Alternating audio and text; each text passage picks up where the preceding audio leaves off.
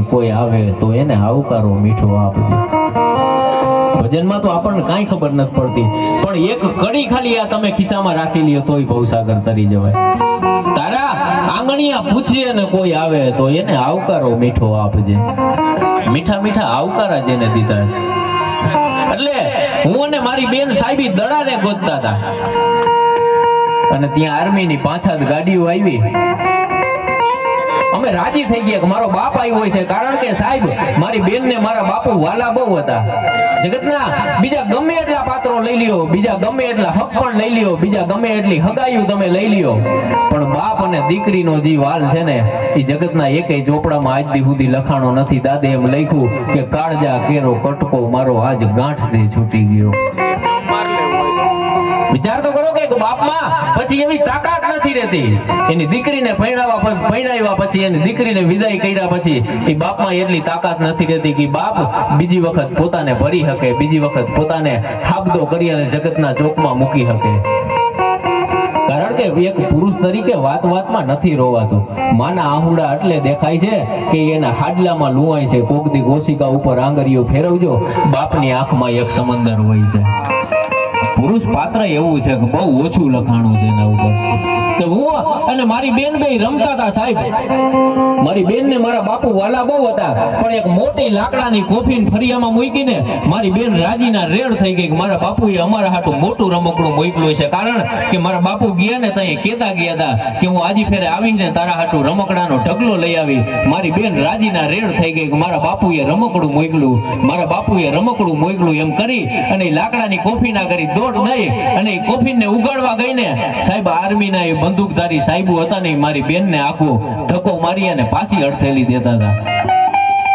2 વર્ષનો 5-7 વર્ષનું એક બાળક આ દેશના શિક્ષક હારે સંવાદ કરે છે. તમે આ સંવાદને ખાલી સાંભળજો.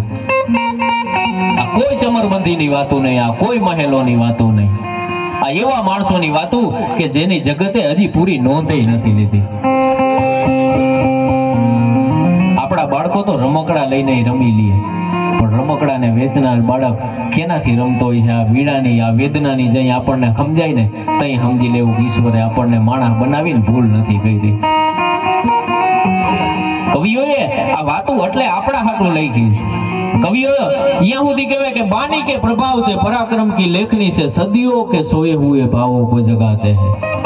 જે યાદો પંચ મહાભૂતોમાં વિલીન થઈ ગઈ છે, જે યાદો એની કોઈ નોંધ નથી લીધી, એની કોઈ દરકાર નથી લીધી.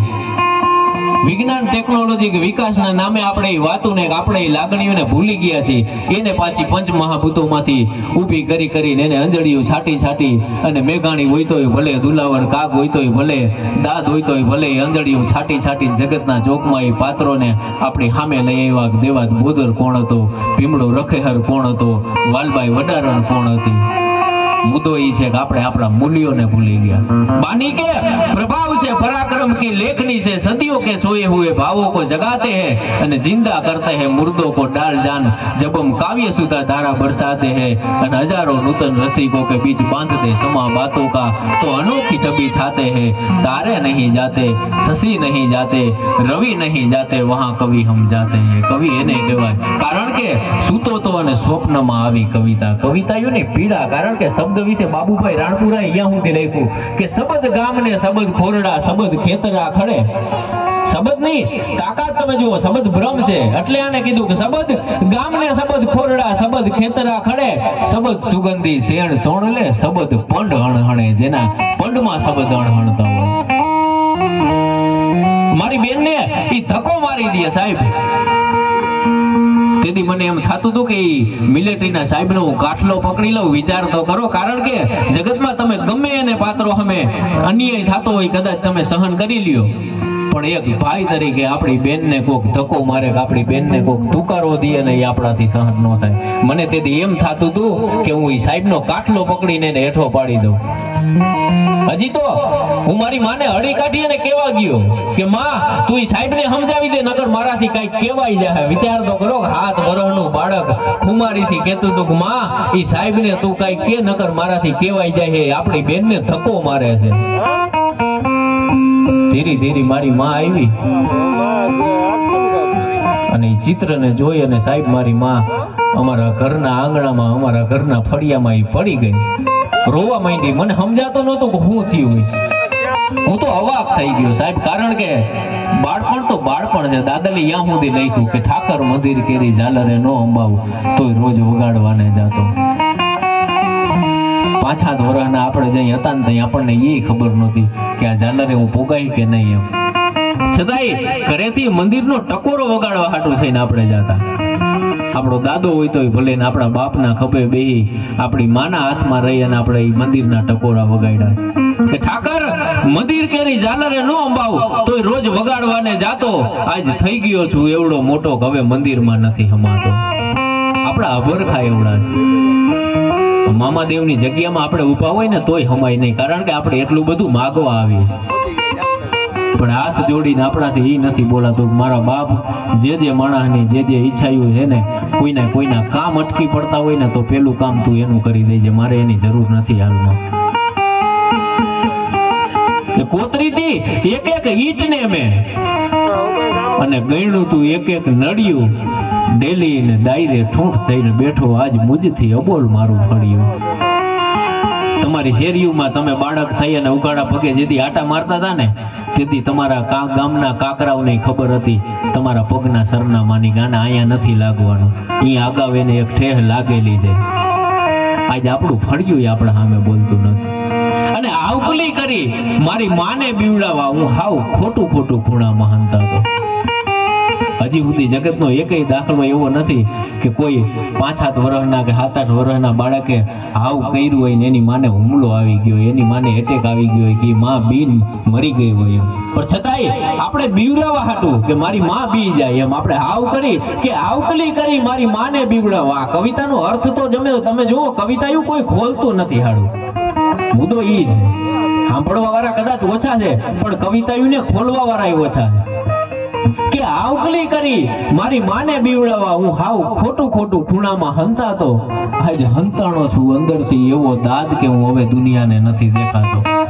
ઠાકર મંદિર કેરી ઝાલરે નો અંબાવ તોય રોજ વગાડવાને જાતો.